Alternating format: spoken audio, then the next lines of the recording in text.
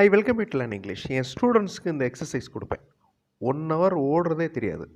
அதே மாதிரி பார்ட்டிசிபெண்ட்ஸ் இந்த எக்ஸசைஸ் பண்ணுறதுக்கு அவ்வளோ ஆர்வமாக எல்லா ஸ்டூடெண்ட்ஸுமே வருவாங்க.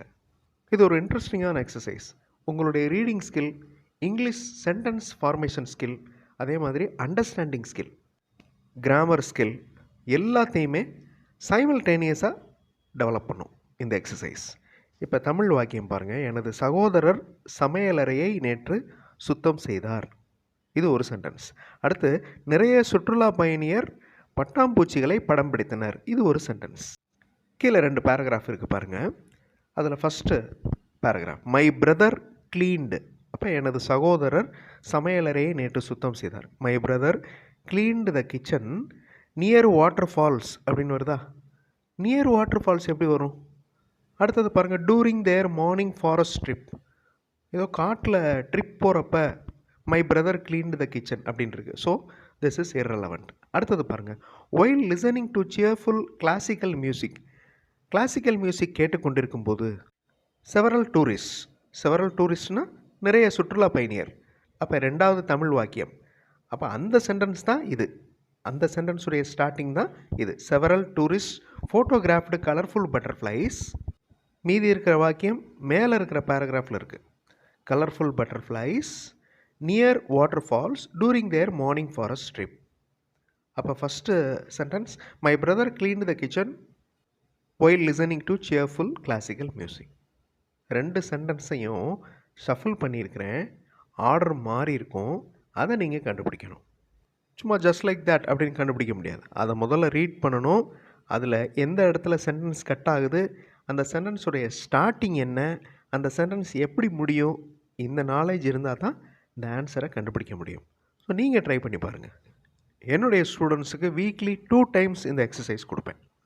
ஸோ அந்த வயதான நூலகர் அப்படின்னு ஒரு சென்டென்ஸ் ஆரம்பிக்குது. ஒரு பசித்த குட்டி நாய் அப்படின்னு ஒரு சென்டென்ஸ் ஆரம்பிக்குது. வீடியோ பாஸ் பண்ணிவிட்டு பொறுமையாக எந்த இடத்துல சென்டென்ஸ் கட் ஆகுது, எந்த இடத்துல சென்டென்ஸ் சேருது அப்படிங்கிறத கண்டுபிடிங்க. வீடியோ பாஸ் பண்ணிவிட்டு கண்டுபிடிங்க.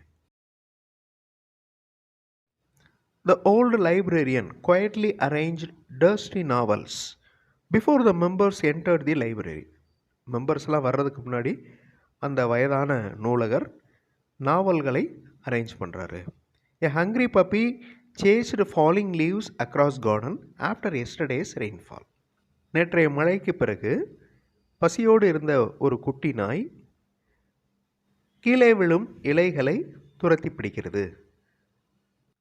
Now the next set. எனது மாமா என்னிடமிருந்து ஒரு குடையை வாங்கினார். ஒரு சென்டென்ஸுடைய ஸ்டார்டிங். அடுத்து, நிறைய மீனவர்கள் தங்களது வலைகளை சரி செய்தனர்.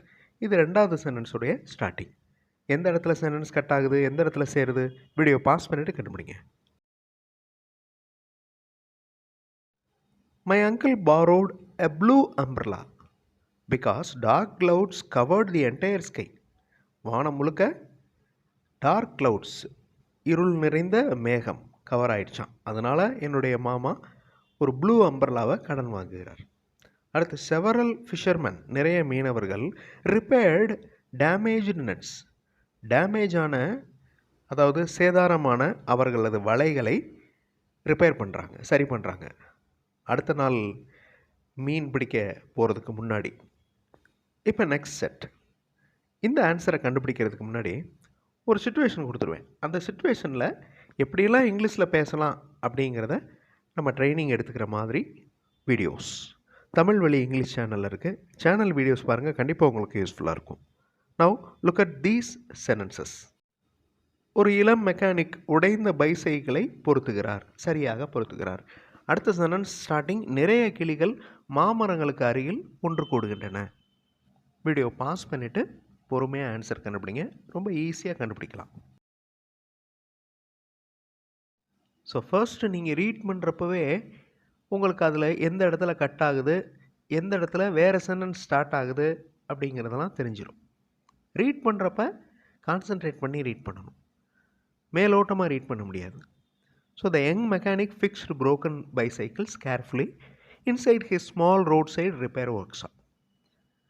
Many parrots gathered near mango trees during yesterday windy afternoon weather. எனது நண்பர்கள் அழகிய பூச்செடிகளை நட்டனர். ஒரு புத்திசாலி குரங்கு வாழைப்பழங்களை எடுத்தது. வீடியோ பாஸ் பண்ணிவிட்டு கரெக்டாக ஆன்சர் கண்டுபிடிங்க. செடி நடுதல், அதுக்கு வந்து பிளான்ட் அப்படிங்கிற வேர்ப் தான் நம்ம யூஸ் பண்ணுறோம். Planting saplings. சாப்லிங்ஸ் அப்படின்னா உங்களுக்கு தெரியும், மரக்கன்றுகள், சிறிய செடிகள். Okay. My friend planted beautiful flower plants around gardens before heavy rain started. Next, a clever monkey stole ripe bananas from vendors near crowded railway station. So இந்த மாதிரி exercise பண்ணுறப்ப உங்களோட English reading skill, understanding skill, grammar skills எல்லாமே சைமல்டேனியஸாக improve ஆகும். இப்போ அடுத்த வீடியோவில் என்ன எக்ஸசைஸ் பண்ண போகிறோம் தெரியுமா? இந்த எக்ஸசைஸ் தான். இதுக்கு உண்டான ஆன்சரை நீங்கள் இந்த வீடியோ கமெண்ட்டில் ஆன்சர் பண்ண போகிறீங்க. இது என்ன எக்ஸசைஸ் அப்படின்னா, ஒரு சென்டென்ஸ் இருக்கும், அந்த சென்டென்ஸுடைய தமிழ் மீனிங் நான் கொடுத்துட்டேன். இதில் தேவையில்லாத வார்த்தைகளும் உள்ளே இருக்கும். அதை ஃபுல்லாக கட் பண்ணிட்டீங்கன்னா அந்த ஃபுல் சென்டென்ஸ் கிடைக்கும் உங்களுக்கு. கரெக்டாக கிராமர் மிஸ்டேக் இல்லாமல் ரிமூவ் பண்ணணும் வார்த்தைகளை, தேவையில்லாத வார்த்தைகளை. வீடியோ பாஸ் பண்ணிவிட்டு பொறுமையாக தேவையில்லாத வார்த்தைகளை ரிமூவ் பண்ணுங்கள். வர்ற சென்டென்ஸை கமெண்ட்டில் டைப் பண்ணி அனுப்புங்க. இந்த எக்ஸசைஸ் தான் அடுத்த வீடியோவில் நம்ம பண்ண போகிறோம். தேங்க்ஸ் ஃபார் வாட்சிங் and thanks for your valuable comments.